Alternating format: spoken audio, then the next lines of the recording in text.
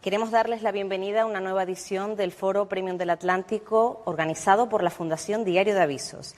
Saludamos a los asistentes que nos acompañan en este espacio de eventos Social Lab, también de la Fundación, a los espectadores que nos siguen a través de Atlántico Televisión, la primera cadena regional privada en Canarias, así como a los usuarios de la plataforma diariodeavisos.com. En esta ocasión tenemos el placer de contar con la intervención del doctor María Alonso Puig, miembro de la Harvard University Medical School, autor de numerosas publicaciones de gran éxito y una de las voces más influyentes y acreditadas del panorama internacional en cuanto al campo de la salud, la motivación, el liderazgo y la creatividad. Les adelantamos que nuestro invitado abordará un asunto de máximo interés para todos. ¿Qué debo hacer yo en mi vida cotidiana para estar mejor y ayudar a otros a estarlo? Tras la intervención del invitado, María Rosman, directora de Atlántico Televisión, y Juan Carlos Mateu, vicedirector de Diario de Avisos, dialogarán con nuestro invitado para ahondar en muchos de los temas que planteará a continuación y que seguramente captarán toda su atención en este encuentro. Sin mayor preámbulo, damos la bienvenida al doctor María Alonso Puig.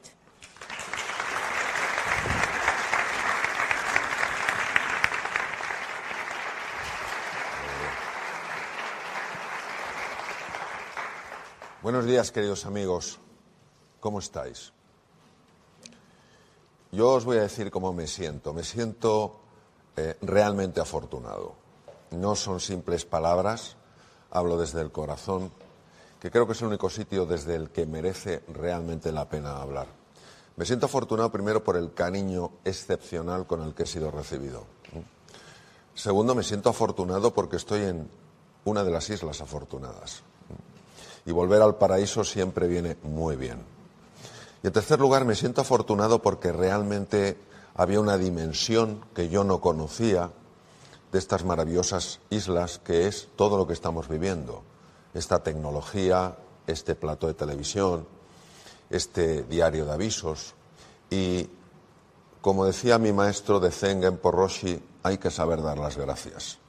Cuando uno se siente afortunado, tiene necesidad de dar las gracias.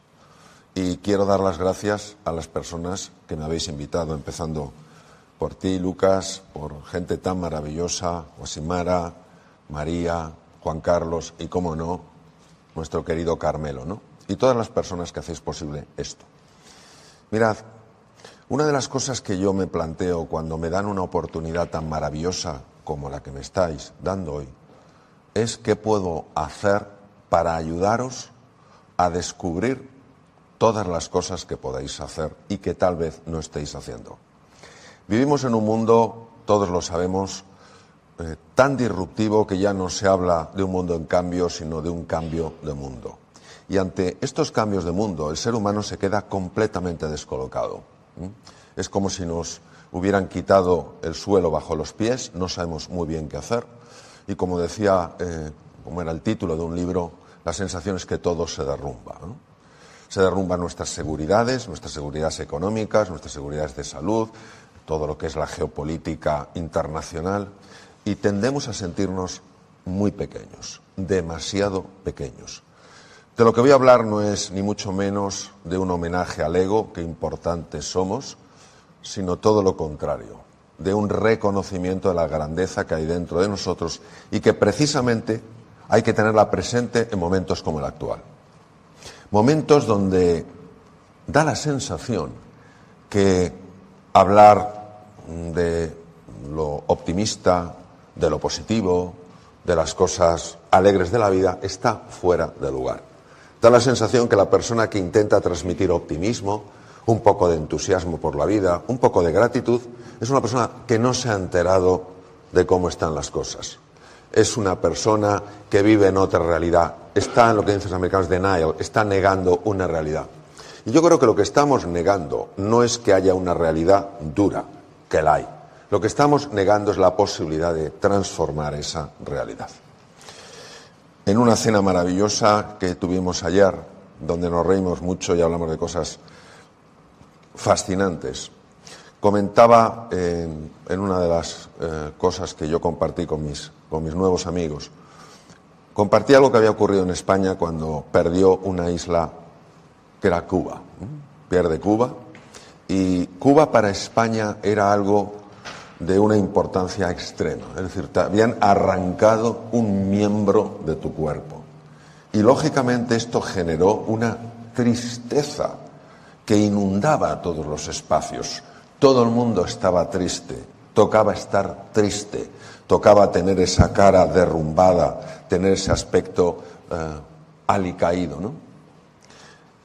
Y la generación del 98, que es la generación de la pérdida de Cuba, es una generación de escritores maravillosos y nadie les puede negar a estos escritores su talento formidable, pero tienen un pozo de tristeza. Lo que tocaba era estar triste. Y en aquel entorno, en aquel contexto tan duro para toda España, aparece en Valencia un pintor tremendamente disruptivo. Un pintor que no tenía miedo a la crítica. Un pintor que sabía lo que España necesitaba en ese momento. Y estaba dispuesto a ofrecerlo desde su pequeño espacio, desde su ciudad, con la voluntad de alegrar el ánimo de todos los españoles. Por eso se le llamó el pintor de la luz. En un momento de oscuridad, en un momento de tiniebla, en un momento de hundimiento nacional, aparecen unos cuadros llenos de luz, llenos de vitalidad, llenos de fuerza. Don Joaquín Sorolla fue durísimamente criticado por algunos de los miembros de la generación del 98, que cómo se atrevía a transmitir ese optimismo, que cómo era posible que mostrara ilusión y alegría, que eso ofendía al espíritu nacional. Me recuerda en un programa online que yo llevaba sobre la práctica de la quietud. No se podía en aquel momento tener encuentros presenciales. Una mujer empezó a practicar esto que compartía, que todos conocéis como mindfulness. Y bueno, yo les daba una sesión de 2 horas o 4 horas, dependiendo, pasaba un tiempo, teníamos una conversación de cómo esto lo habían incorporado en su día a día. Y esta mujer contó lo siguiente: fui a un funeral, se podía ir a funerales, lo que pasa es que iba todo el mundo con mascarilla. Fui a un funeral por la pérdida de un ser muy querido por mí. De alguna manera la práctica de esa quietud, la práctica de ese silencio interior, de ese volver a mi centro, me dio una paz y una serenidad que hasta a mí misma me sorprendieron. ¿Cómo podía estar yo tan serena cuando la pérdida era tan grande? Sentía el dolor, sentía la tristeza y a la vez sentía un bálsamo que de alguna manera dulcificaba ese dolor. Pero lo que más me sorprendió, dijo esta mujer, fue escuchar algún comentario por casualidad. No debía importarle tanto esa persona, si no estaría mucho más hundida. Entonces, ¿por qué os cuento esto? Os cuento esto porque lo fácil en estos momentos, en momentos de confusión, en momentos de irritación, en momentos de cambio tan profundo, lo fácil es tomar la posición de una víctima y anclarte en la queja, y anclarte en la protesta, y anclarte en la justificación. Mira, con la que está cayendo, mira, no sé qué tal cual. Y yo sé que eso es tentador, pero sí es tentador para todos, no para unos pocos, para todos. ¿Cuál es el problema? El problema ya lo definió muy bien Mahatma Gandhi, alma grande Gandhi. Dijo, cuando tú señalas a algo o a alguien con un dedo, hay 3 que te señalan a ti. Es decir, cuando tú dices, esto está destrozando mi vida, esto me está impidiendo ser feliz, porque esta incertidumbre, de repente una cosa sube, luego baja, no sé qué hacer, eso, que es tan obvio y que es lo que señala tu dedo, no debe evitar que 3 dedos te señalen a ti. Pero esto es muy importante. No te señalan a ti para culpabilizarte, no te señalan a ti para avergonzarte, no te señalan a ti para decir, mira, no, te señalan a ti para decirte, tú eres responsable. Y responsable hay que entenderlo como responsibility, es decir, no como culpabilidad, sino como capacidad de respuesta. Es decir, tú tienes una capacidad de responder ante lo que está pasando. Mirad, a mí me ha influido muchísimo la vida de una serie de personas, una serie de biografías que he conocido con cierto calado, con cierta hondura. Y una de esas biografías que más me ha impresionado es la de una niña que nace hace muchos años en Tuscumbia, en Alabama. Una niña que nace sin ningún tipo de problema físico, mental, nada. Pero a los 3 meses la vida le manda una prueba muy dura. No sabemos exactamente lo que fue, por lo que hizo en esta criatura debió ser una meningoencefalitis. La niña enferma y el resultado es que se queda ciega, muda y sorda. Y uno se pregunta, vamos a ver, una persona que ya no ve, ella tenía unos 16 meses de edad, una persona que ya no ve y que ha visto y ya no ve, una persona que ha oído y ya no oye nada, ha entrado en una cámara insonora, el mundo es una cámara insonora, una niña que con 16 meses ya hablas, una niña ya dice palabras, ya no puede expresar nada, no puede decir papá, mamá, no puede decir nada. ¿Acaso una persona así no tiene todas las justificaciones del mundo para decir mi vida es una miseria y siempre lo será? Es más, la niña compró eso. Y los padres compraron eso. Cuando tú compras esto, solo queda algo, que es la lástima. Pobrecita, pobre de mí, pobre de nuestra hija. Los padres hicieron lo que pudieron intentando que aprendiera el lenguaje de los sordomudos a través del tacto, ya que ella era invidente. Pero la niña, en esta amargura, como ella le llamaba la noche oscura, en la que fue introducida por la vida, desarrolló una tremenda agresividad, una tremenda irritabilidad. Era conocido lo que hacían con algunos lingüistas que iban a enseñarle el lenguaje a los sordomudos, que guardaba ella agujas de ganchillo, empezaba a tocarles así, estos buenos profesores pensaban que estaba acariciándoles y lo que estaba era buscando un sitio que no estuviera protegido. Y una vez que localizaba, tenía una aguja de ganchillo, que sabéis que son así, y hacía zas, y se lo clavaba, con lo cual al poco tiempo nadie quería ir. Bien, esta era la situación, una situación desesperada, hasta que lo que es la vida, por eso me sorprende cuando hay personas que dicen que todo es casualidad. Para mí, y es mi forma de verlo, todo es causalidad. Pasaba ni más ni menos que Alexander Graham Bell, el gran inventor. Pero ¿por qué este hombre conocía a una familia en Tuscumbia, Alabama? Que en aquella época, imaginaros, iban con coches de caballos. Pasa y pregunta por la niña, ¿cómo está Helen? Ah, Alexander, no tenemos nada que hacer, es un animal salvaje, es nuestra hija, nos da lástima, pero cuando nosotros muramos, ¿qué será de ella? Y Alexander Graham Bell solo les dijo una cosa, no abandonéis, no tiréis la toalla, nunca lo hagáis. Voy a hacer un paréntesis. Después de la Segunda Guerra Mundial, sobre todo de la batalla de Inglaterra, sabéis que Winston Churchill jugó un papel importantísimo para evitar que los nazis siguieran en su invasión de Europa. Cuando ya había terminado la guerra, Winston Churchill fue invitado a dar una conferencia a un colegio. Ya os podéis imaginar cómo estaría ese colegio lleno. A dar, pues eso, a lanzar un mensaje a jóvenes, profesores, familiares, a alguien que había sido nuclear en vencer a los nazis. Se acercó al micrófono y dijo exactamente esto, está grabado. Nunca, nunca, nunca os rindáis. Y se fue. Había dicho todo lo que tenía que decir. Como me decía en el colegio, lo bueno, si breve, dos veces bueno. Cerramos paréntesis. Nunca tiréis la toalla, pero Alexander, ¿qué vamos a hacer si nuestra hija ya no tiene solución? Y él sugirió que llamaran a una persona que trabajaba en el Instituto Perkins para ciegos de Boston, una mujer que además tenía dificultades para ver, veía, pero tenía dificultades. Dice, traeros a esa mujer, porque no conozco a ninguna otra persona que sea capaz de despertar un alma dormida. Se llamaba Annie Sullivan. Annie Sullivan va desde Boston hasta Tuscumbia, en Alabama, y está con Helen Keller 10 años. Por supuesto, Helen la pinchó, Helen la mordió, pero ella aguantó. ¿Cuál no sería la transformación que tuvo lugar en esta niña invidente, muda, sorda, que fue la primera mujer en la historia que en el año 2008 se graduó con honores por la Universidad de Harvard. Hoy en día podéis ir a Radcliffe, está en Cambridge, Massachusetts, enfrente de Boston, y pasear por los jardines donde esta mujer paseó. ¿Y por qué os cuento esto?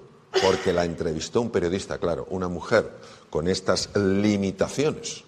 Y en aquella época, donde era tan difícil que una mujer pudiera acceder a estudios superiores, y máximo en una universidad de más prestigio en los Estados Unidos, pues claro, llamó la atención.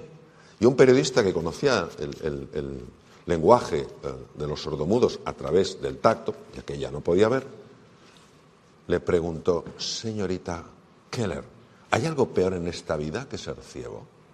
Fijaos, qué pregunta, ¿eh? Y dijo: sí, señor, es peor poder ver y no tener una visión, porque cómo ve usted el futuro determina cómo vive el presente. Su fe en el futuro es su fuerza en el presente. Y añadió lo siguiente: dice, yo soy una, solo soy una, no lo puedo hacer todo, pero sí puedo hacer algo. Yo jamás renunciaré a lo que puedo hacer. Este es el mensaje fundamental que quiero compartir con vosotros. Que cada uno de nosotros, donde esté, como esté, en lo que haga, en la medida de sus posibilidades, decida no tomar el papel de una víctima, que es el papel facilón, y tomar el papel de un actor, de una actriz. No estamos hablando del actor más importante, actriz más relevante. Actores y actrices que estén dispuestos a cambiar las cosas. Dicho esto, y esto es una elección personal, es una decisión de cada uno, porque lo fácil es caer en la seducción de la justificación, en la tentación de la excusa. Es muy fácil, son muy jugosos. Cuando tú decides, no, yo ya no me voy a quejar, yo ya no me voy a fijar solo en lo que está mal, sé que hay cosas que están mal, yo voy a enfocar mi atención como si fuera un rayo láser en donde quiero que estén las cosas. Y entonces la mente del ser humano, cuyo poder es difícil de describir, empezará a hacer que cosas sorprendentes sucedan. De hecho, esto ha sido revelado por gente de la talla de Albert Einstein, de Niels Bohr, de David Bohm, todos ellos de física, grandes profesionales de física cuántica, escritores, místicos, filósofos, montones de personas lo han visto, pero en un mundo que suele nutrirse de la queja, de la justificación, donde es más fácil tomar el papel de una víctima que el de un protagonista, muchas veces estas personas que ofrecen un mensaje tan disruptivo es mejor ignorarlas o incluso destruirlas. Pues Goethe dijo lo siguiente: a propósito de todas las iniciativas, hay una verdad elemental cuya ignorancia mata innumerables ideas y espléndidos planes. En el momento en el que uno se compromete de verdad, la providencia también lo hace. Toda clase de cosas comienzan a suceder, cosas que jamás habrían sucedido sin su previo compromiso. Todo un caudal de sucesos se pone en marcha con aquella decisión por medio de encuentros inesperados, recursos insospechados y ayuda material que nadie hubiera podido imaginar. Si sabes que puedes o crees que puedes, ponte en marcha, ponte en marcha. La audacia tiene poder y magia. Albert Einstein estudió este fenómeno, Albert Einstein es obviamente posterior a Goethe, y dijo lo siguiente: la separación que vemos entre el mundo interior y el mundo exterior es una pura alucinación de la consciencia. Es decir, si nosotros queremos tener un impacto positivo en el mundo, si no nos son indiferentes los demás, si no nos es indiferente la naturaleza, si no nos es indiferente, y la separación que vemos entre el mundo interior y el mundo exterior es una alucinación de la consciencia, quiere decir que si yo estoy bien por dentro, aunque no sea consciente de ello, algo en mi presencia va a irradiar una energía, llamémosle así, que va a hacer que el mundo exterior de alguna manera empiece a modificarse. Claro, esto supone tal nivel de empowerment, de empoderamiento en la persona, porque claro, cuando uno se tiene que nutrir de excusas, tiene también que considerarse sumamente pequeño, sumamente pequeña, para que esas excusas tengan un cierto peso. Entonces tienes que arrebatarte ese poder interior. En el momento en el que tú recuperas ese poder interior y te das cuenta de que cuando tú te mueves, el universo se mueve contigo, ya dices, oye, hay más cosas que puedo hacer. Entonces yo os voy a decir lo que se sabe desde la ciencia, desde la medicina, desde la neurociencia, desde la física y desde la metafísica, que nos ayuda a estar mejor. Y que si nosotros hacemos esto por las mañanas, empezamos a entrenarnos, a cambiar pequeños hábitos, a ilusionarnos con esa transformación, hasta nuestras propias células, y no hablo metafóricamente, hablo literalmente, van a empezar a cambiar. En el ser humano hay 3 dimensiones.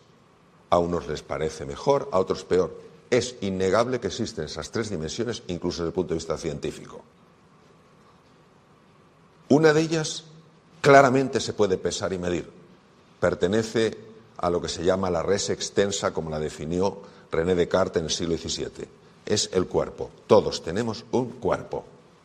Y negar la existencia de un cuerpo, o querer destruir el cuerpo, o pensar que el cuerpo es un obstáculo, es un grave error que casi le lleva a Gautama Buda, al famoso Buda, a la muerte, porque inicialmente consideró que el cuerpo era la cárcel del alma, un poco en la línea de Platón, de hecho son más o menos de la misma época. El cuerpo es fundamental para que tú estés bien e irradies eso. Hablaremos del cuerpo.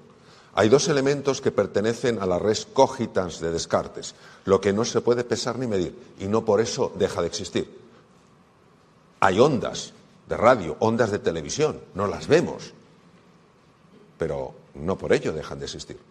Y dentro de la res cogitans hay 2 dimensiones, la dimensión mental y la dimensión espiritual. Cuando nosotros entretejemos, entrelazamos la dimensión física con la dimensión mental y la espiritual, el resultado es un ser humano. Tú quitas el cuerpo a un ser humano y no es un ser humano. Tú le quitas la mente a un ser humano y no es un ser humano. Le quitas el espíritu a un ser humano y no es un ser humano. Es como un tapiz hecho de 3 hilos. Quitas uno de los hilos y ya no puedes reconocer la figura en el tapiz.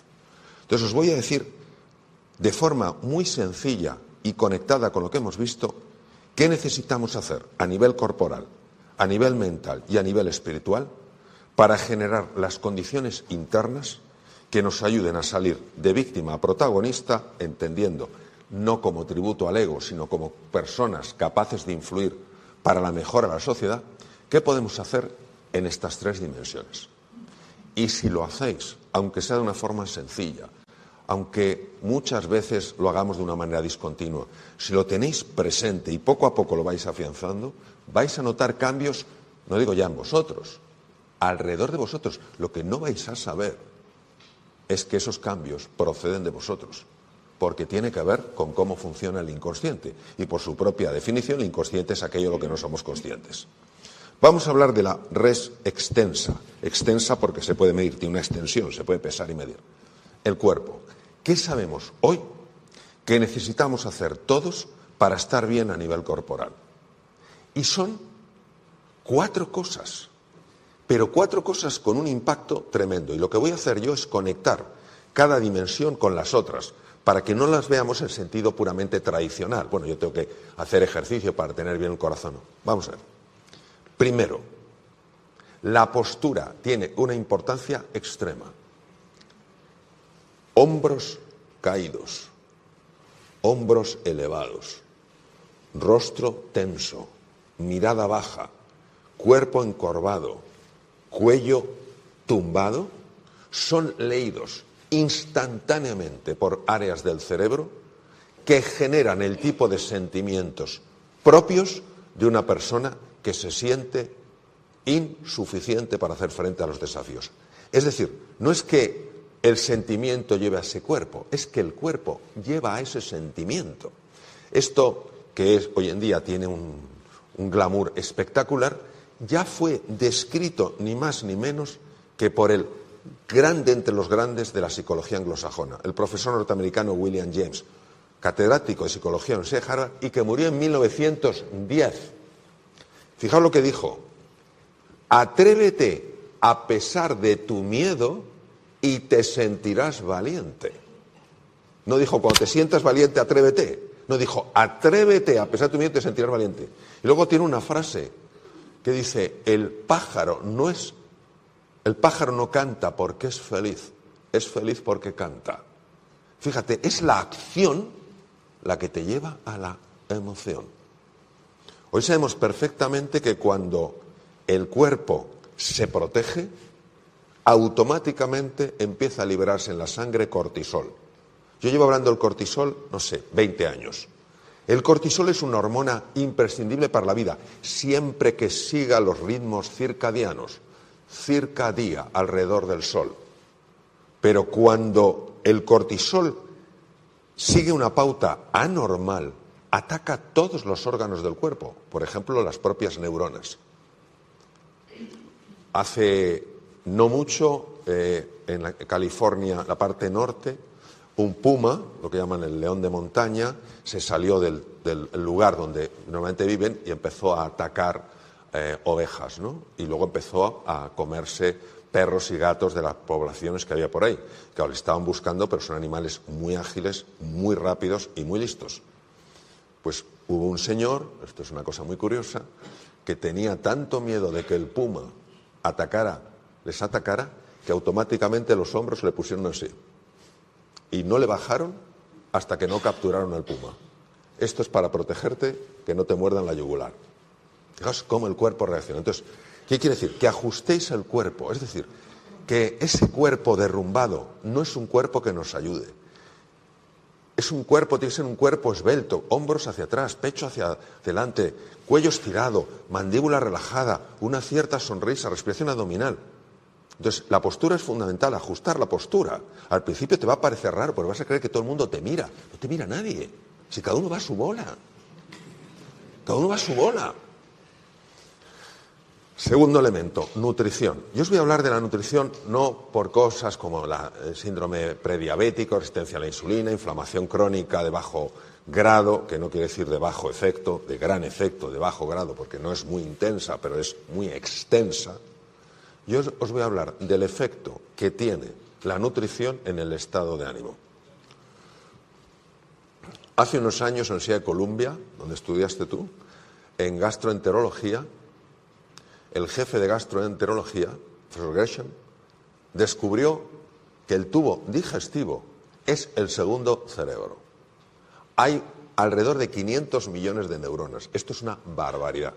Y es capaz de regular la actividad del propio cerebro a través fundamentalmente de dos canales: vía sanguínea y el nervio vago. Décimo par craneal, el 80% de las fibras recogen información.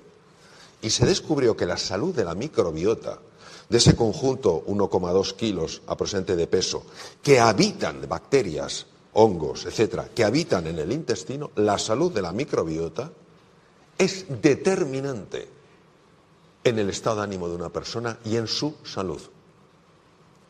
Entonces nosotros nos tendríamos que hacer una pregunta: oye, ¿y qué puedo hacer para cuidar de mi microbiota? Esto es un tema que podemos hablar horas y horas, pero vamos a lo esencial. Lo que puedes hacer es seguir la mejor dieta que existe en el mundo. Es tan buena que en la Escuela de Salud Pública más relevante del mundo, antes se llamaba la Escuela de Salud Pública de Harvard, ahora se llama Escuela Chang, que está en Boston, en la parte de Harvard, la dieta que se enseña a los que van a ser los líderes de la salud mundial es la dieta mediterránea, que no la sigue ni el tato. Yo una vez en Colombia dije, no la sigue ni el tato, y una persona me preguntó, ¿quién es el tato? Y le dije yo, no, el tato no existe. Hasta que di una conferencia en Sevilla, dije eso, y se me acerca un señor y dice, yo te voy a invitar a ti a cenar. Digo, ¿por qué? Dice, porque me has nombrado. Digo, ¿a ti? Dice, sí, soy el tato. Es un exmatador y resulta que tiene un pariente muy lejano que también era el tato. Digo, encima, yo diciendo que no hay, y hay dos, ¿no? Entonces, la dieta mediterránea es fundamental para la microbiota. ¿Y qué tiene? Una abundancia de vegetales y una tremenda limitación de azúcar. Tremenda limitación de azúcar. Entonces, esto ni mucho menos va en contra de los postres, va en contra del consumo excesivo de azúcar. Y según la OMS, tan criticada en muchos aspectos, es a presente 36 gramos al día. Mirad algunos envases de cosas y una cosa que a lo mejor te parece que es eso, tiene 40 gramos. Tenemos que tener ojo con esto. Nutrición. Tercer elemento es el ejercicio físico. Yo no os voy a hablar del ejercicio físico porque sea bueno para el corazón. Yo os voy a hablar del ejercicio físico porque cambia el estado de ánimo. ¿Y cómo es posible que el ejercicio físico pueda cambiar el estado de ánimo? Pero los que hacen o hacemos ejercicio físico sabemos que es así. Porque cuando tú haces ejercicio físico pasan cosas en el cerebro. El cerebro empieza a liberar lo que se llama BDNF, Brain Derived Neurotrophic Factor, factor derivado del cerebro. Y eso favorece que se formen nuevas neuronas a partir de células madre y nuevas conexiones. Fijaros lo que es eso.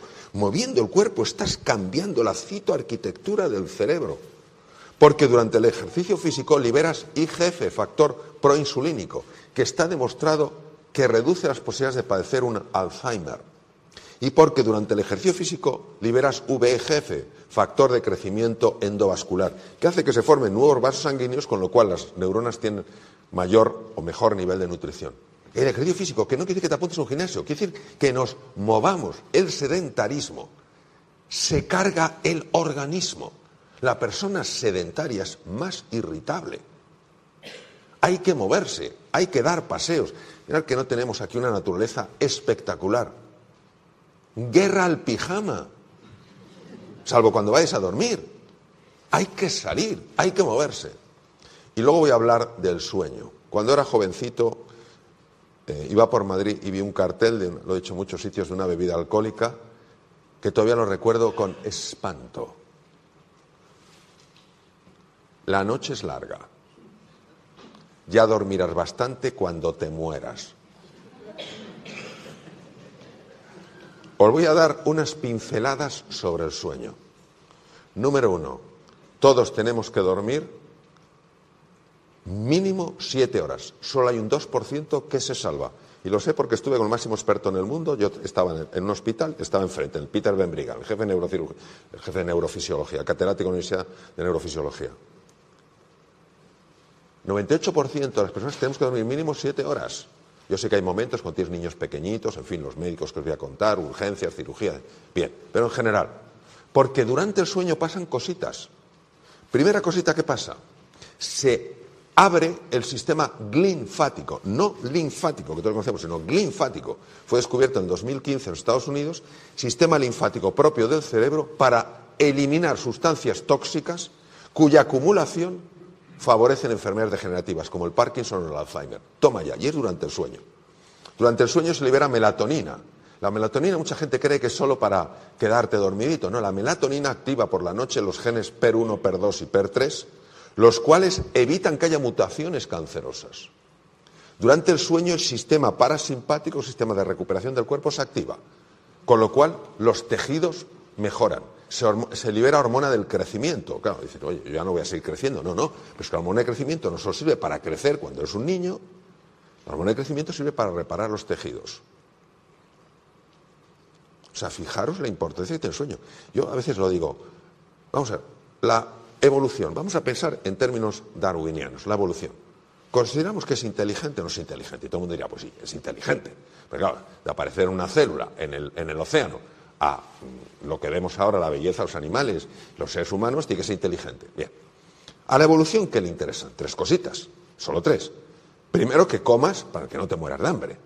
Número 2, que puedas correr, que puedas escapar si hay un depredador. Y tercero, que te reproduzcas.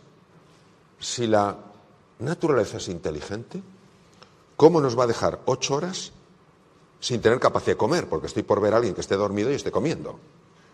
Número 2, nos deja 8 horas sin capacidad de escapar. Estoy por ver a alguien que esté durmiendo y esté escapando. Y desde luego hay que ser un verdadero campeón para estar durmiendo y estar reproduciéndose. Eso no existe.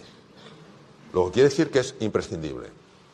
Por tanto, postura, nutrición, alimentación y descanso. Cerramos la res extensa. Y esto lo podemos hacer todos, aunque sea darse un paseito de 5 minutos y afecta a tu estado de ánimo, aunque sea en un momento determinado decir, no, hoy tengo que comer más vegetales. hoy tengo que hacer tal, hoy no puedo seguir viendo tablets o móviles de emisión de luz azul porque va a interferir por la noche en la liberación de melatonina. Y poquito a poco vas ganando terreno. La libertad, queridos, es una conquista diaria, ¿vale? Entonces, poco a poco vas introduciendo hábitos, no con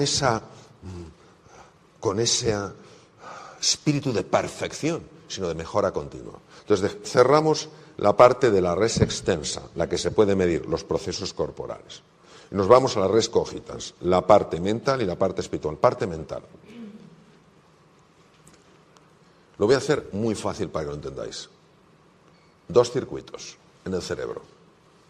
Red neuronal por defecto, red ejecutiva central. Red neuronal por defecto. La cabeza siempre al pasado o al futuro. Al pasado para avivar resentimientos, rencores, lamentos, culpas, vergüenzas. Al futuro para traerse angustias de lo que vendrá. Esa es la red neuronal por defecto, que es donde estamos normalmente. No sé si ustedes dando cuenta, creo que sí, de la pérdida de atención que existe no solo en la juventud, sino en las personas adultas. O sea, hoy como el búho, aprende y dice, no, pero hay que ver cómo se fija. Dejas la cara puesta y el resto te lo has llevado. Por eso es tan importante activar la otra red, la red ejecutiva central, estar en la aquí y en la ahora. Que estás con tus hijos, no pensando en el trabajo. Oye, Mario, es que no puedo evitar pensar en el trabajo, ya lo sé. Lo que sí puedes hacer es tomar responsabilidad y volver a tus hijos. Y conforme más vuelvas al presente, más desarrollarás el músculo de la atención, que además tiene determinadas estructuras cerebrales asociadas a ese músculo, ¿no? Y es un entrenamiento constante. Pero es que lo que se ha demostrado es que la red ejecutiva central, la que te permite estar en el aquí y en el ahora, lo que hace es que captas mucho mejor los datos que están sucediendo, porque estás más atento, estás más atenta, procesas mejor la información. Pero es que además mejora la salud. La mente que divaga es una mente infeliz. La mente centrada es mucho más feliz. Por eso la práctica del mindfulness es una práctica que se está extendiendo tanto en colegios, en universidades, en centros de salud, en hospitales, en universidades, en centros de investigación, por ejemplo, en Silicon Valley, etcétera, etcétera, en todas partes. ¿Por qué? Porque si no estás atento, si no estás presente, estás ausente. Y si estás ausente y eres incapaz de leer el presente, ¿cómo te vas a preparar para el futuro? Cerramos de manera resumida la parte res cogitans que corresponde a la mente y ahora nos vamos a la dimensión espiritual que tampoco se puede pesar ni medir. ¿Esto en qué consiste? Consiste en ser capaz de incluir a la otra persona en tu vida, a que no te sean indiferentes los sentimientos de los demás, a que no te sea indiferente su estado de ánimo, a que no pensemos solo y únicamente en nosotros. Cuando somos conscientes de que nuestra mejora va a ayudar a otras personas a mejorar, ¿puede haber un propósito más bonito en la vida?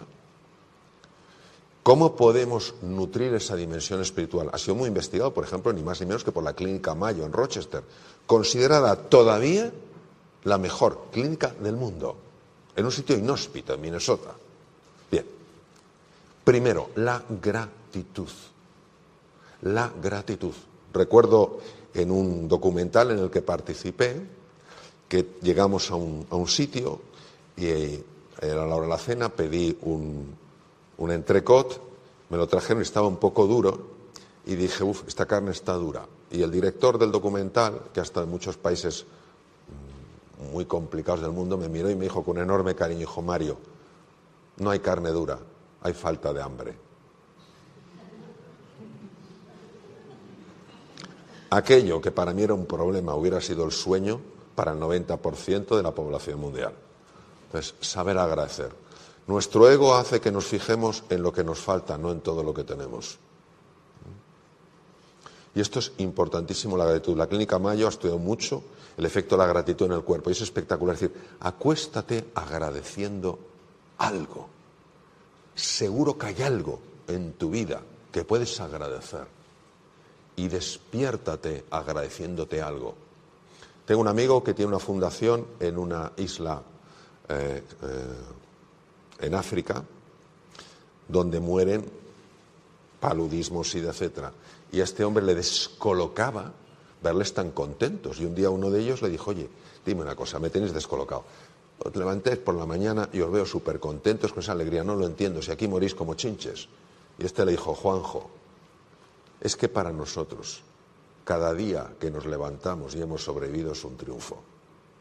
Nosotros nos hemos acostumbrado a que esto es lo normal, no lo es. Gratitud. Segundo, cordialidad, ser una persona cordial. ¿Cuánto hace la cordialidad? Llegar a un sitio y que te traten con un poco de amabilidad. A lo mejor no te van a poder resolver tu problema, pero sí vas a reconocer que existe esa disposición real a ayudarte a resolverlo. En lugar de esa indiferencia que su problema, a mí me trae al pairo. Tercer lugar, compasión. Compasión, ¿por qué? Porque todo el mundo lleva sus heridas. Eso no quiere decir que esas heridas no tengan sus consecuencias cuando llevan a actos inapropiados, pero quiere decir que es más importante que ver la mancha, ver la herida. Porque si ves la mancha, si ves la herida y no te es indiferente, por lo menos intentarás no ampliar la herida. Es la empatía y la compasión.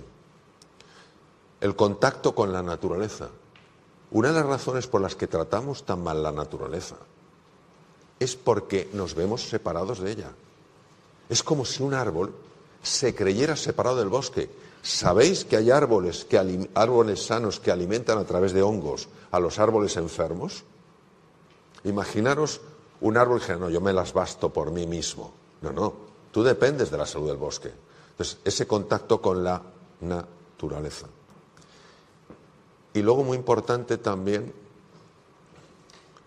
ese saberse rendir a que todos necesitamos ayuda, que no es motivo de vergüenza pedir ayuda y dejarse ayudar. La humildad es una cualidad profundamente espiritual, porque todo lo que ayude a trascender el ego, todo lo que ayude a ir más allá de eso es espiritual. Entonces, ya termino para que podamos tener un bonito coloquio. Lo que os quiero decir es esto. Si cuidamos estas dimensiones a nivel de la res extensa, de la parte corporal, física, fisiológica, anatómica, metabólica, si vamos trabajando este estar en el aquí y en el ahora, cada día tiene su afán. No dejarnos llenar de angustia por lo que vendrá en el futuro, si el futuro lo creamos entre todos, por favor. Ni dejarnos abrumar por los errores del pasado, ¿quién nos los ha cometido? Y si ponemos en nuestra vida esta cordialidad, esta gratitud, esta empatía, esta compasión, esta capacidad de perdón y este contacto con la naturaleza, nosotros en ese momento ya hemos abandonado el papel de víctima, hemos tomado el papel de protagonista de una nueva historia. De una historia que sin duda, a medida que se vaya desplegando, hará que este mundo del que previamente solo nos quejábamos, se convierta en un mundo que todos celebremos. Muchas gracias, queridos.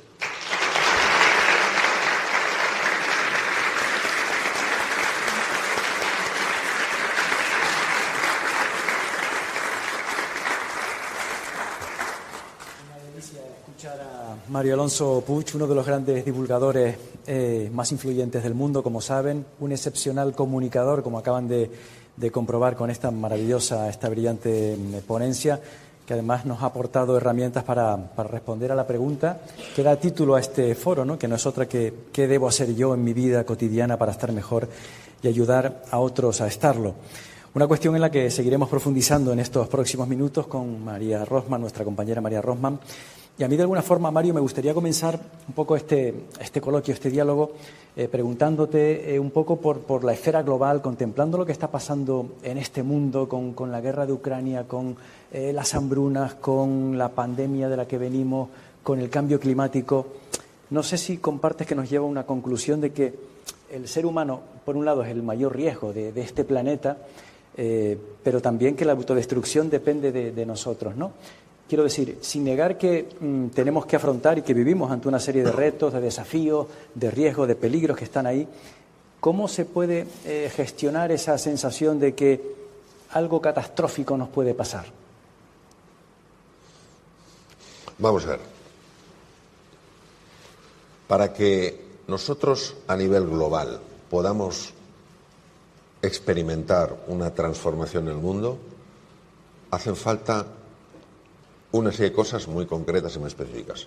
Primero, una expansión en el nivel de conciencia. Es decir, o vemos lo que no estamos viendo o no hay nada que hacer. Si no tenemos el coraje, si no tenemos la valentía de descubrir nuestra verdad, aunque nos duela, nuestra propia inautenticidad, no hay nada que hacer.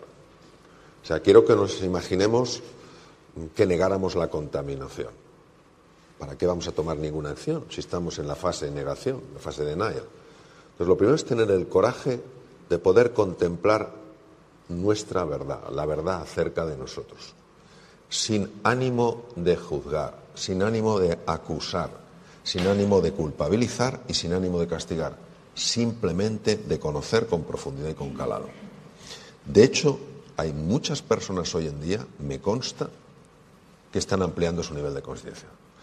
Yo llevo unos 30 años hablando de estos temas y yo he trabajado con empresas en muchos lugares del mundo y hace años a mí todo lo que me pedían era liderazgo, gestión de equipos de alto rendimiento, creatividad, patatín patán. Y yo intentaba colar, como fuera, temas de bienestar, temas de felicidad y no tenían demasiada receptividad, porque todavía no conectaban los resultados de la empresa con el bienestar de las personas, por sorprendente que parezca. Hoy en día, el 95% de lo que me piden las empresas, a nivel global hablo, son cómo mejorar el bienestar de su gente. ¿Cuál es la diferencia? Una expansión del nivel de conciencia. Se han dado cuenta que la gente, que las personas están sufriendo tanto, están en una fase de burnout a tal nivel que ya está afectando resultados. Entonces, ya me gustaría que se hiciera por amor al ser humano.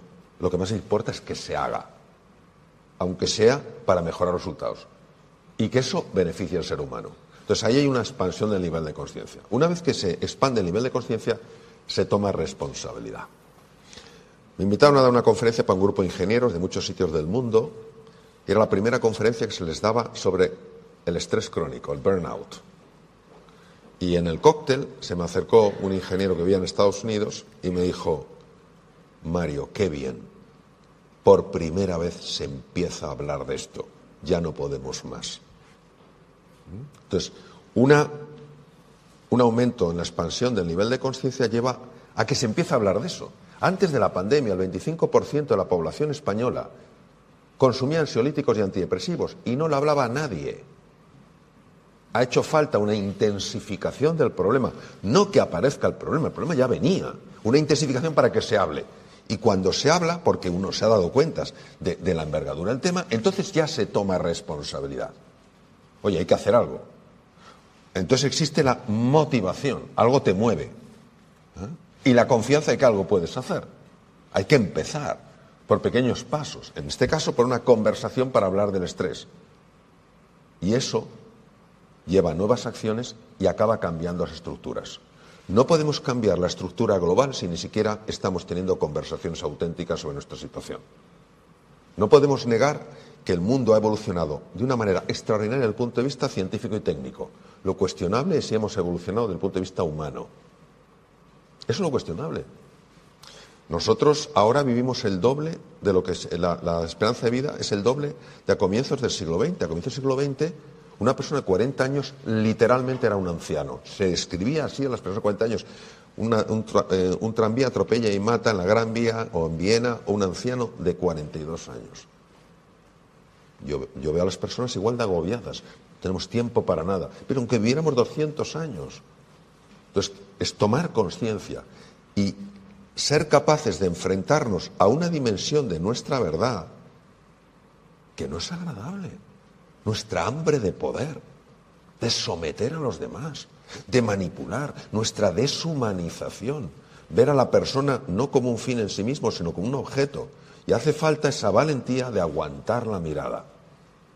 A veces tenemos más lucidez y no necesitamos tocar tanto fondo. Pero si no tenemos esa lucidez temprana, necesitaremos tocar un fondo muy hondo para decir, esto no puede seguir así. Entonces, es lo que te diría, empezar a tener conversaciones, pues como estáis teniendo aquí, o como me comentabas ayer, Lucas, cosas tan importantes que estáis haciendo en el diario de avisos sobre temas pues que a la gente les dé pautas para vivir mejor. Es decir, es ir cambiando la polaridad.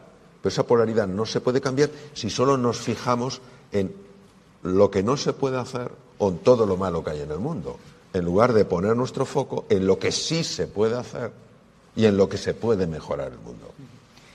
En tu libro Reinventarse pones el foco en la grandeza, que así lo defines, que todos llevamos dentro, entendiendo como grandeza pues cómo vivir de acuerdo a quién es cada cual, ¿no?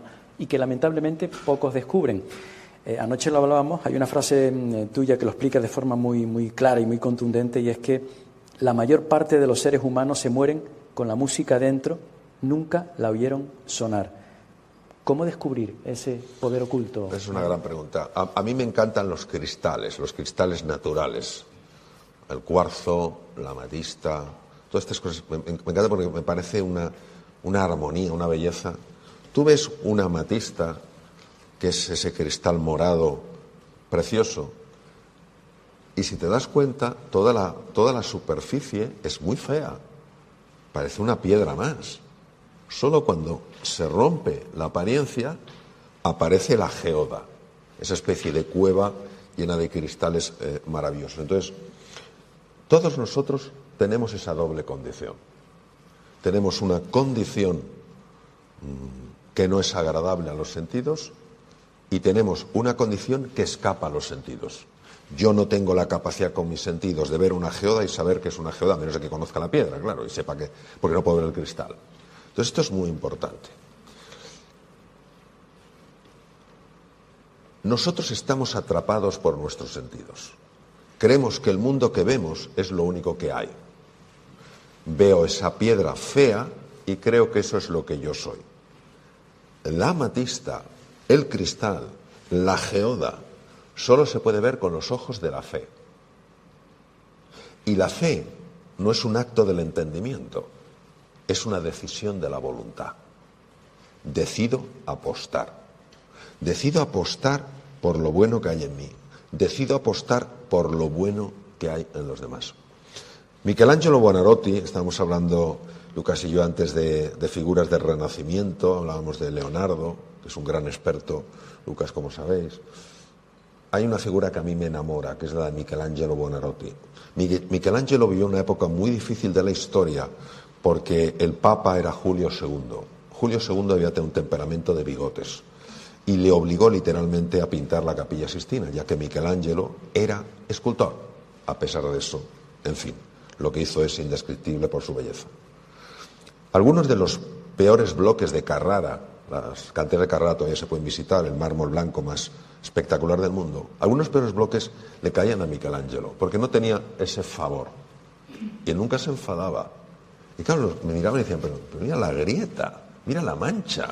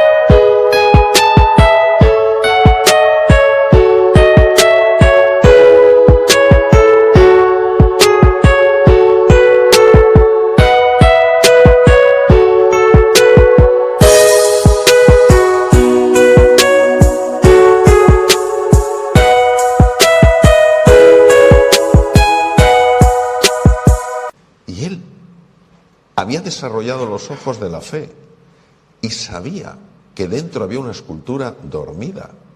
Y entonces lo que él hacía era quitar los fragmentos que sobraban. Sabemos que esto es así por temas de la vida de Michelangelo. Cada uno de nosotros es una escultura. Es absurdo la comparación. ¿Cómo puedes comparar la Pietà con el Moisés o con el David? Si es que son majestuosos cada uno. A uno le gustará más la Pietà, a otro el Moisés, a otro el David o el que sea. Cada uno somos eso. ¿Qué es lo que necesitamos? Apelar a que esa escultura salga. ¿Y eso cómo se puede hacer? Reconociendo que nuestra apariencia, nuestros errores, nuestros fallos, son reales, son las grietas, son las manchas en el bloque de mármol, pero que no somos solo eso. Tan atrapados como estamos en el mundo sensorial, despreciamos el mundo suprasensorial. Por eso, y esto lo sabemos, y seguro que los que estáis aquí, los que estáis igual de presentes para nosotros en el mundo, pero que no estáis ahora presenciales, vosotros sabéis que hay personas en nuestra vida que nos han mirado de una manera tal que nos han transformado. Porque no te has sentido juzgado, juzgada, porque te has sentido inmensamente querido y ha salido lo mejor de ti. Haciendo una reflexión sobre estas cosas, hace 2 días escribí una cosa para mí, notas que yo escribo para mí, que dije: lo único que puede sanar de verdad es la capacidad de amar. Y eso es precisamente lo que casi nadie está dispuesto a dar. A ver, es muy fácil amar a la persona que es cariñosa, a la persona que es respetuosa, a la persona que es amable. Es mucho más desafiante ver en esa persona que no es respetuosa, que no es cariñosa, que no es amable, a un ser humano herido, que no justifica su herida lo que hace, pero tampoco niega que hay una herida. Y cuando una persona devuelve algo diferente a lo que recibe, se produce una transformación. Decía Jean-Paul Sartre, premio Nobel de Literatura francés: libertad es lo que tú haces con lo que a ti te hacen. Entonces yo puedo tomar el papel de una víctima: mira, a mí me han hecho esto y por esto soy así. No. Esto es lo que has recibido. ¿Y tú qué has dado? En esta vida, doctor Alonso Puig, que llevamos tan frenética, este estrés que nos está matando de tantas maneras, el vivir en el presente, el vivir el día a día, también conlleva intentar de alguna manera callar los ruidos. Decía usted que el silencio es importantísimo y que el silencio no es la ausencia de sonido, sino la ausencia de ruido. ¿Cómo podemos separarnos de ese ruido que realmente nos afecta el poder ser feliz, ¿no? Esa pregunta, eso que dice María, es de una importancia extrema en la salud física, mental, emocional y en el mundo de relaciones. Vamos a explicar de una manera muy sencilla cómo funciona. Si nosotros vemos las notas de una partitura y vemos a un gran pianista tocando esas notas, nos daremos cuenta de que ese pianista respeta los silencios. Rubinstein era conocido por su manejo magistral de los silencios. Entonces, esos silencios son los que permiten que al espaciarse las notas pueda emerger la música. Si todas las notas fueran seguidas, sin silencios, no habría música, habría ruido. Nosotros tenemos una dimensión de la mente que mete un ruido tremendo. En inglés le llaman el racket. Mira lo que me ha hecho, no sé qué, pues esto se lo guardo, no sé qué, porque todos sabemos lo que es. Y esto puede durar años, y para muchas personas dura la vida entera. Sabemos que ese ruido es tremendamente dañino para la salud. Produce una liberación constante de cortisol. Aumenta el estrés oxidativo. El estrés oxidativo es, nosotros tenemos que obtener energía a través de moléculas como la glucosa. Podemos obtener una cantidad pequeña o una cantidad grande. Que sea pequeña o grande depende de que podamos usar oxígeno o no. Si usamos oxígeno en la combustión, la cantidad de energía es muchísimo mayor. Pero hay que pagar un precio. Por ejemplo, yo quiero ir a un sitio, quiero ir más rápido, oye, pues tengo que pagar una carretera de peaje, me cuesta dinero. El peaje que pagamos es la liberación de unas sustancias que se llaman especies radiactivas de oxígeno. Esas especies reactivas de oxígeno, atacan moléculas para robarles electrones. Y al atacarlas, dañan. Por ejemplo, producen mutaciones o deterioro en la piel.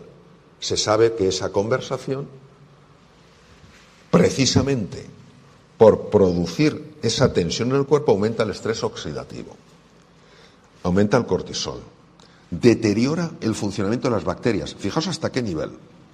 Cuando una persona está muy estresada, empieza a liberar adrenalina en el tubo digestivo.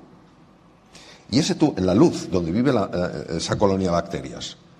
Y eso que libera hace que bacterias que se comportan como amigas empiecen a comportarse como enemigas. Favoreciendo, se llama el leaky gut, el intestino permeable, entran productos tóxicos y todo eso favorece el llamado cuadro de inflamación crónica de bajo grado, que entre ellos produce inflamación cerebral causante ansiedad, depresión, etc. Entonces, lo primero que sabemos es que ese ruido es dañino. Lo segundo que sabemos es que ese ruido procede a nivel físico de la red neuronal por defecto.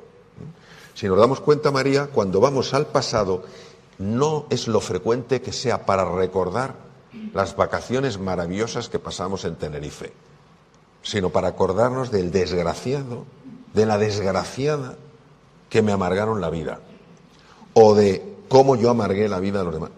Cuando vamos al futuro, que pocas personas están pintando un futuro ilusionante, la mayor parte es un futuro angustioso, la que nos viene encima. Entonces, todo eso forma parte de ese ruido mental. Y la ansiedad y la depresión emergen de ahí. De hecho, el propio Freud decía, la depresión es la agresión vuelta contra uno mismo. No le hicieron ni caso en aquella época, pero bueno, mira que era profundo lo que decía. Entonces, quiere decir que si nosotros queremos estar mejor, hemos de abrir ese espacio entre las notas. Esas notas en el ser humano se llaman pensamientos.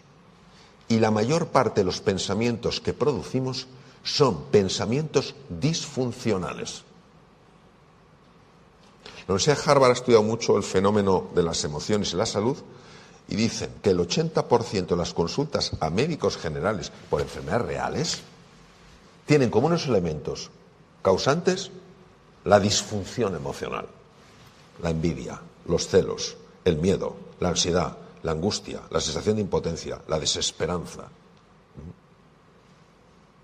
Todo eso. Luego, si nosotros queremos experimentar música en lugar de ruido, no hay que eliminar esos pensamientos, no hay que eliminar las notas. Pues entonces vamos todos a vivir una cueva en los Himalayas y nos olvidamos del mundo. Eso no es. Tenemos que aprender a espaciarlos. Es decir, yo estoy hablando contigo ahora y estoy hablando con Juan Carlos. Y se me cuela un pensamiento y dices, ¿qué comeré hoy? Yo no me tengo que enfadar, pero tengo que tener cuidado de que no me arrastre. Porque como me arrastre el pensamiento, ya no estoy contigo y con Juan Carlos. Entonces, en ese momento, yo me doy cuenta y sin enfadarme, eso sí, con decisión y con disciplina, yo vuelvo. Cada vez que estoy haciendo eso, el espacio que se va abriendo entre los pensamientos es mayor. Y hay personas que me han preguntado, oye, pero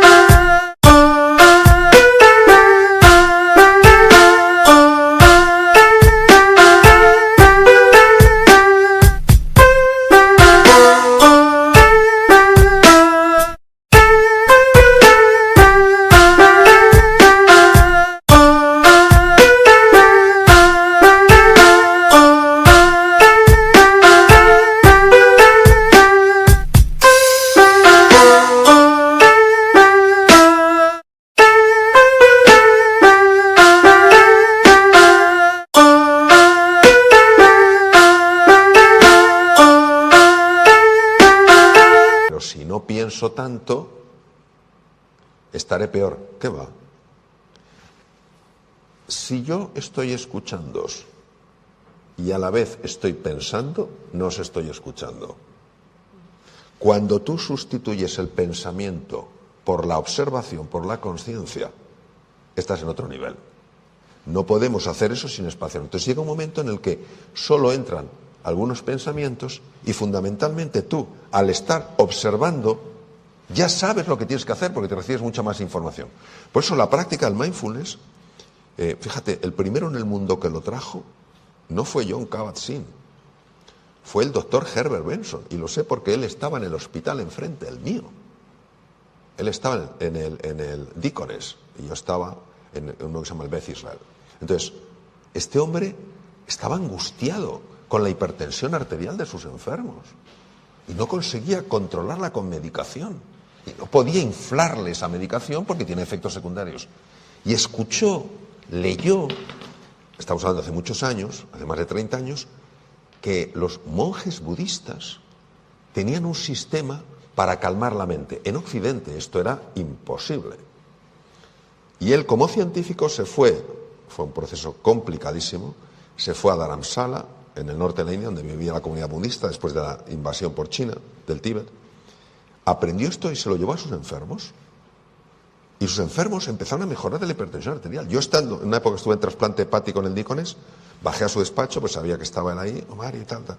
Y estaban demostrando, estaban investigando y demostrando que la práctica del silencio previo a cirugía cardíaca hacía que después de la cirugía, estando intubados, por tanto inconscientes, la incidencia de arritmias posoperatorias después de cirugía cardíaca, que no es rara, bajara. Pero es que luego empezó a pasar una cosa muy curiosa. Claro, era cardiólogo puro, luego creó el Instituto Herbert Benson, ahora se llama Herbert Benson, entonces se llama Mind Body, de la Universidad de Harvard. Entonces, algunos enfermos le dijeron, doctor Benson, es que esto nos está ayudando, este silencio, esta quietud, no solo a que usted nos diga que estamos mejor a tensión y que nos encontremos mejor, menos dolor de cabeza, tal cual. Es que estamos empezando a resolver cosas en nuestra vida, yo qué sé, pequeñas cosas, pero cosas como resolverla, la bronca en casa, que siempre es la misma bronca, de una forma diferente. Y entonces él empezó a interesarse por lo que pasaba en el cerebro, siendo cardiólogo, ¿no? Y ya empezó tal. Jon Kabat-Zinn hizo lo mismo en la Universidad de Massachusetts, también en Massachusetts, claro. Hace 30 años le tomaban por un loco. Tiene un mérito este hombre extraordinario. Gente desahuciada, y empezó a enseñarles a trabajar la quietud. Y empezaban a mejorar. Hoy en día se ha demostrado que la quietud reduce la intensidad y la frecuencia, por ejemplo, de los episodios de esclerosis múltiple. Y esto se lo explicaba a algunos de los mejores neurólogos de España y se quedan alucinados. Porque nuestra medicina muchas veces es muy res extensa, solo lo físico. Y la res cogitans, lo mental y lo espiritual, parece que sobra y hay que integrarlo, ¿no? Entonces, ¿qué podemos hacer? Entrenarnos en estas prácticas. Pero ¿sabes lo que pasa? Que nuestra mente, que lo lía todo, dice, es imposible que una cosa tan sencilla pueda tener tal efecto. Hoy en día, con más de 30 años de investigación, sea Harvard, Stanford, MD Anderson Cancer Center, montones de sitios, con toda la investigación que hay, todavía hay una resistencia. No, esto no tiene sentido. Con lo ocupado que estoy, con lo ocupada que estoy, voy a cerrar los ojos 10 minutos. No, es que vas a estar mucho mejor. Entonces, es lo que te diría, es crear el hábito de la quietud. Es el espacios de silencio para estar bien. Momentos de recuperación. Tú, Mario, que eres médico, has sido médico cirujano, especialista en aparato digestivo, ¿nos confirmas que la ciencia avala que las personas que afrontan una enfermedad de cierta gravedad, si la afrontan con una predisposición favorable, tienen más opciones de salir adelante, que se activa de alguna manera el sistema inmunológico? Sin ninguna duda. O sea, lo puedo avalar, todas las veces que sea necesario. Y voy a dar una sencilla explicación. Hubo una científica norteamericana maravillosa, falleció, una mujer que podía perfectamente haber recibido el premio Nobel de Medicina, la doctora Candice Pert. Ella demostró que todos tenemos receptores en cada célula del cuerpo para distintos tipos de hormonas. El cortisol es la hormona del miedo. Cuando se acopla a un linfocito asesino, por ejemplo, expertos en atacar virus y expertos en atacar tumores, ese linfocito asesino pierde su fuerza. Pero si tú tienes ilusión, tienes confianza, tú bajas tus niveles de cortisol y subes los niveles de otras hormonas. Puede ser serotonina, puede ser dopamina, y eso produce un efecto diferente en el funcionamiento del sistema inmune. Segundo tema, la microbiota está en constante contacto con el sistema inmune, el sistema de defensa, el que nos tiene que proteger de bacterias, virus y tumores, que ahí está la mayor parte de los problemas, quitar los traumatismos, quitar los envenenamientos, etcétera, etcétera. ¿Por qué el 80% del sistema de defensa del cuerpo está en la pared del intestino? Porque la piel mide 2 metros cuadrados, pero el aparato digestivo, la mucosa, el revestimiento interno, si lo abres, equivale a 2 pistas de tenis. Es la mayor superficie del cuerpo, por ahí te puede entrar de todo. Entonces, el 80% del sistema de defensa, el 80% de estos soldados están vigilando esa fortaleza. Cuando una persona, ante una enfermedad, cae en sensación de impotencia y de desesperanza, todo esto produce una forma de estrés llamada distrés. Daña la microbiota. Al dañar la microbiota, hay que tener en cuenta que la microbiota en gran parte adiestra a esos soldados, aunque parezca mentira. Es un órgano externo, pero casi es como interno, ¿no? Eso tiene una repercusión enorme en el sistema de defensa. Por eso, el tener ganas de vivir, el tener confianza, el sentirse apoyado, importantísimo. Por eso es tan fundamental que las personas enfermas, sobre todo de ciertos tipos de enfermedades que generan mucha sensación de soledad, tengan grupos de apoyo. Todo eso reduce la activación del sistema simpático, que es el que produce todas estas alteraciones, y activa el parasimpático. Se sabe que el sistema parasimpático, hemos visto hasta las proyecciones sobre las células, favorece que esas células sean más agresivas contra los tumores. Entonces, ¿qué quiere decir? No es la panacea. Hay gente súper optimista y súper positiva que no sale adelante. Hace poco, yo soy patrono de honor de la Fundación Juegaterapia. Hace poco, pues, hacíamos un homenaje a Elena Huelva, una jovencita maravillosa que falleció de un sarcoma de Ewing con 20 años y era positiva, no lo siguiente. Y entonces, gracias a ella y a su empuje y a la Fundación, pues se ha conseguido una beca para ayudar a la investigación del sarcoma de Ewing, ¿no? Y esto pasa. Ahora, que no sea el único factor determinante, no quiere decir que no sea un factor que cuente, y muchísimo. Tú hablabas antes de algunas prácticas orientales.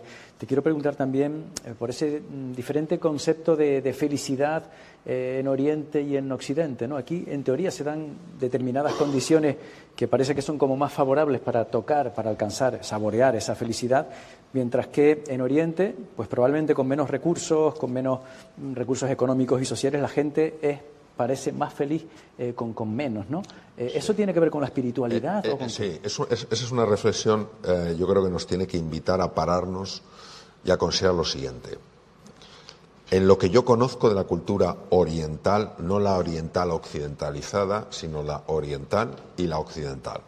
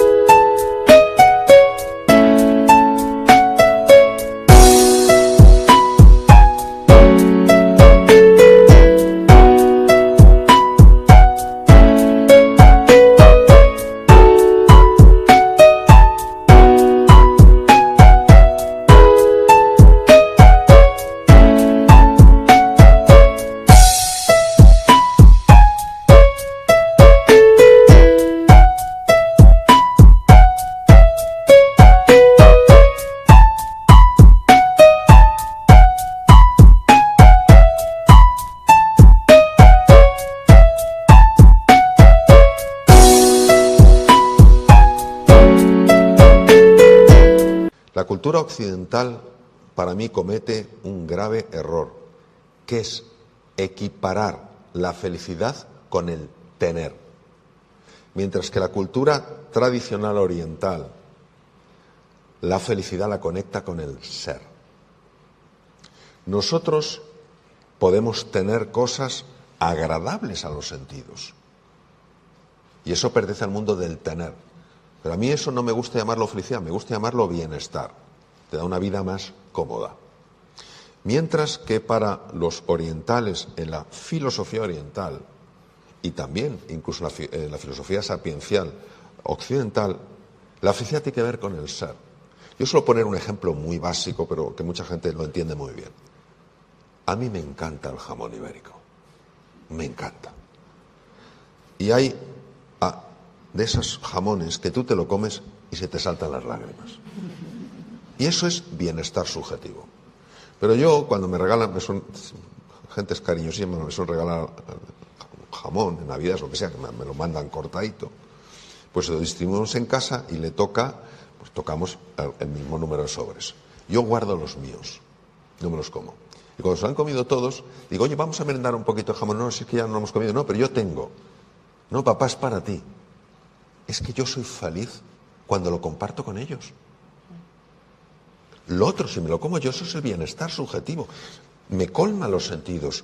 Cuando yo lo comparto, me colma el corazón. Entonces, no podemos confundirlo, no son incompatibles. Claro que tenemos que tener un nivel de bienestar subjetivo. Eso es importantísimo. ¿Por qué? Porque tenemos una res extensa, un cuerpo, y nos gusta estar calentitos, nos gusta comer, nos gusta beber, nos gusta viajar con cierta comodidad, pero eso no es todo. Entonces, el cuerpo va mucho más con el tener y la mente y el espíritu va más con el ser. Tremendamente entrelazados. Lo que no debemos es confundirlo. Por eso hay muchas personas que, obsesionadas con el tener, llegan al final de su vida y dicen, me equivoqué. Entonces, hay que buscar ese equilibrio donde es lógico que quieras tener un bienestar, no lo confundamos con que eso es la felicidad. Hablaba usted antes también de esa conciencia colectiva. Ponía el ejemplo de los árboles enfermos que ayudan a los árboles, al revés, los sábanos ayudan a los árboles enfermos. ¿Existe esa conciencia colectiva en los seres humanos también? ¿Estamos conectados de alguna manera todos en otro plano, en el plano? Sí. ¿De qué manera influye? ¿Cómo hay un efecto mariposa de alguna manera? Sí. Esto, María, nos invita a elevarnos de plano, es decir, salir del plano físico y entrar en el plano metafísico. Cuando entramos en el plano metafísico, la mecánica newtoniana, la física newtoniana no nos sirve, porque la física newtoniana está diseñada para el plano físico.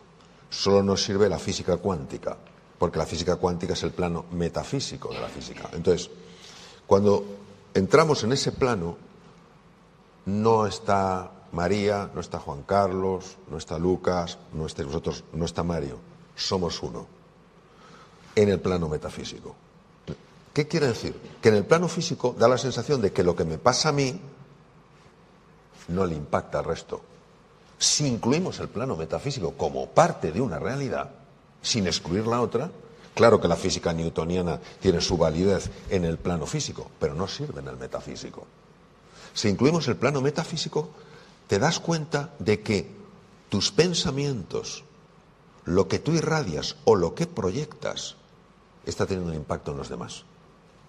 Una de las personas que lo intuyó rápidamente fue Carl Gustav Jung, el gran psiquiatra suizo. Jung hablaba del inconsciente colectivo. Si entendemos la vida de Jung, Jung fue un verdadero adelantado a su época, me suena como algunos de vosotros aquí, adelantados a su época y tremendamente incomprendidos incluso por el propio Freud, ¿no? Jung pasó tiempo con tribus en África, con tribus en Australia y con tribus en los Estados Unidos, con tribus nativas americanas. E intuyó este concepto, la conexión de las mentes a través de lo que llamaba el inconsciente colectivo. Yo he practicado una meditación en Bután que se llama Metta, sobre el amor, se llama Loving Kindness Meditation en inglés, sobre el amor, y nos consta que pensar y querer el bien para personas que están a distancia puede tener un impacto independientemente de la distancia. Desde una mente tan racional, tan materialista, tan limitada y limitante como la que opera en el día a día, esto es un absurdo. Cuando uno sube de nivel y conecta con la física cuántica y ve que un electrón está comunicándose con otro a miles de kilómetros de distancia, que rompe el paradigma, dices, ¿y si fuera verdad? Claro, esto nos da una enorme responsabilidad, porque quiere decir que tus pensamientos negativos y destructivos no solo te hacen daño a ti, sino que hacen daño a la humanidad. Tus pensamientos constructivos y positivos, sin negar realidades difíciles, realidades dolorosas, no solo te hacen bien a ti, es que están haciendo bien a la humanidad. Sin ninguna duda, sin ninguna duda. Lo que pasa es que, claro, esto es tan disruptivo con nuestra mentalidad, repito, tan materialista, racionalista y limitante, pero fijaos, es como si uno contempla el océano, ve dos dimensiones, ve la superficie y ve el fondo. Las dos existen. Nos hemos quedado en la superficie. ¿Valida eso de alguna manera el poder de la oración? Claro. Vamos a ver, la oración es muy importante porque todo hay que contextualizarlo muy bien, ya que hay personas que ante la palabra oración o la palabra religión sienten que el ánimo se expande y a otros les salen sarpullidos porque han tenido experiencia de todo tipo. Y hay que ser tremendamente respetuoso con lo que cada persona ha vivido y fuera dogmatismos. La oración, como yo la entiendo, es la conexión con un universo infinitamente sabio e infinitamente bondadoso. No que está deseando que metas la pata para ponerte una marquita roja y luego recordártela 1.000.000 de veces, sino que está deseando verte feliz. Entonces, por eso, esa disposición, yo me he encontrado en situaciones, honestamente, en situaciones muy complicadas, tanto profesionalmente como personalmente, donde de hecho me he rendido, lo que se llama el surrender, te rindes y dices, no sé por dónde salir, échame una mano. Y de la nada, out of the blue, de la nada, me ha venido una idea, una serenidad, una paz que me ha hecho conectar con eso a niveles inimaginables. Yo no quiero vender nada a nadie. Lo que tampoco quiero es, por miedo a que alguien piense que yo he fumado algo raro, el no compartir esto. Porque esto hace que nunca te sientas solo, que nunca te sientas sola. A propósito de todas las iniciativas en la verdad elemental cuya ignorancia mata innumerables ideas y espléndidos planes, en el momento en el que alguien se compromete de verdad, la providencia, llámalo como quieras, también lo hace. Entonces, esa oración es una apertura al universo, no tiene que pasar por una fórmula hecha. No, por supuesto que sí. Quiero preguntar por otro asunto. Vivimos en una sociedad muy polarizada, muy partidaria de poner etiquetas, de dividir, de polemizar. Este es de derechas, este es de izquierdas, este es del Madrid, este es del Barça. En fin, ¿hasta qué punto ese tipo de planteamientos, de etiquetas condiciona nuestra forma de relacionarnos? ¿Cuánto de distinta puede ser la vida sin esas etiquetas?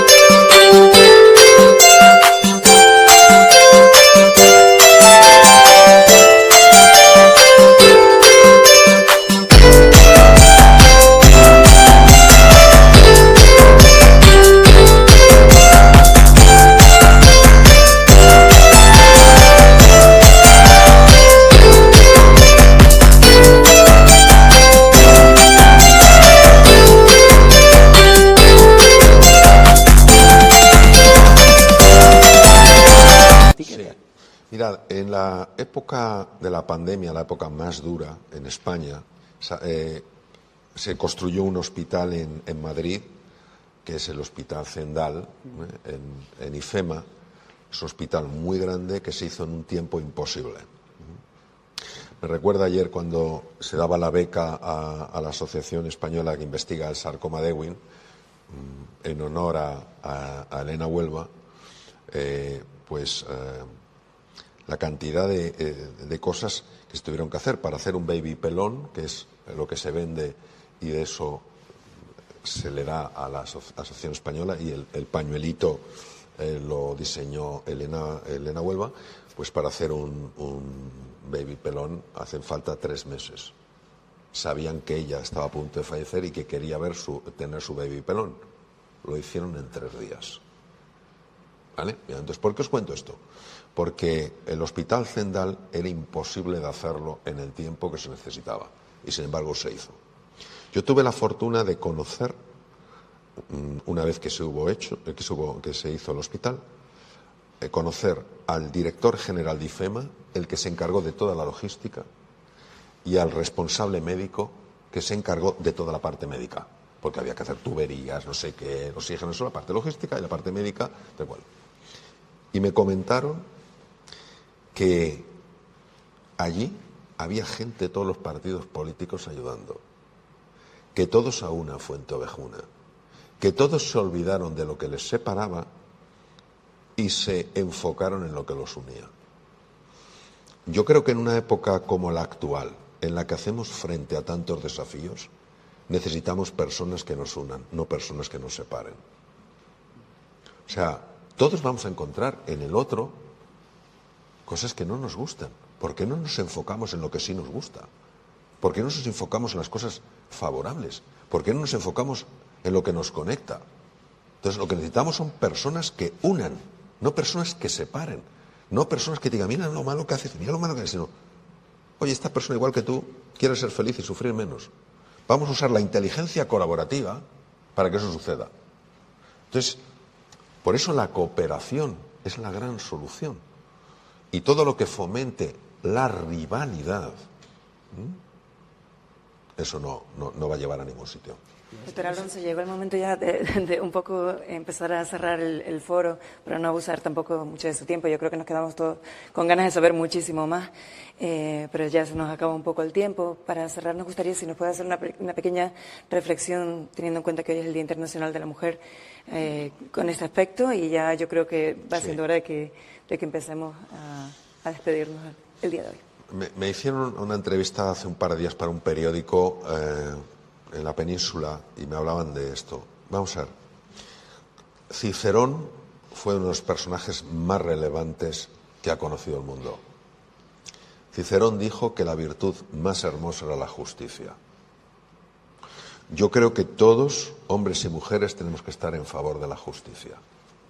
Y la justicia es reconocer en la mujer exactamente la misma dignidad que en el hombre en todos los sentidos. Y todo lo que vaya a favor de reconocer esa dignidad, me parece que va a ser bueno para todos. Y eso es lo que puedo decir. Entonces, que el mundo necesita el talento femenino, pero si eso es indudable. Lo importante no solo es que la mujer reconozca que está operando en el paraguas de la justicia y no de la injusticia, sino que la mujer consigo misma también haga justicia. ¿A qué me refiero? Yo he estado con muchos directores de recursos humanos en empresas que me han dicho lo siguiente: se ofrece un puesto X. El ideal de condiciones son 10. Una mujer con 8 no se presenta y un hombre con 5 sí. Es decir, la mujer también ha de hacerse justicia a sí misma. ¿Qué quiere decir? Reconocer lo mucho que vale. Reconocer lo necesaria que es. Reconocer todo lo que pueda aportar. Porque si a mí el mundo, imaginemos, me está diciendo creo en ti y yo me digo a mí mismo que no creo en mí, no vamos a salir adelante. Entonces, esa justicia es un reconocimiento de la grandeza y de la dignidad, que en este caso, en tu pregunta, María, tiene la mujer, y que es indiscutible. Y que es indiscutible. Déjeme hacerle una última pregunta ya al cierre, muy pequeña, porque anoche se la planteaba y me gustaría que compartiera esa reflexión con nuestros invitados esta mañana. Hablábamos al principio de la guerra de Ucrania, que es una guerra que nos preocupa su evolución. ¿Qué puede haber en una cabeza como la de Putin? ¿A qué moldes mentales responde alguien que ha ordenado lo que ha ordenado en esta guerra? Lógicamente, teniendo en cuenta la tremenda falta de información no sobre lo que hace, sino sobre la persona en sí, yo diría que lo peor que he visto, que el origen de algunas de las peores cosas que he visto obedecen a un hambre desenfrenada de poder. Cuando el hambre de poder en un ser humano le atrapa, esa persona deja de ver seres humanos, ve medios para aumentar su poder. Entonces, yo no puedo de ninguna manera juzgar a este hombre, porque lo que quiero es en mi vida cada vez juzgar menos. Lo que quisiera es comprender su estructura mental. Y lo único que hoy puedo entender es cómo se puede poner en marcha una cosa así, es hambre de poder. Hambre de poder.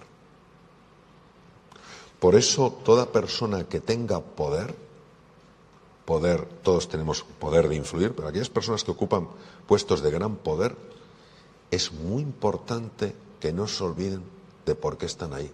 Están ahí para servir, para contribuir. Por eso el poder tiene que ir unido a la humildad. Porque si no te separas. Te separas. Yo esto se lo pregunté a un historiador porque me parecía que era imposible. Me habían dicho que algunos césares, en la época de la Roma clásica, claro, imaginaros todo el mundo, ¡wow, César!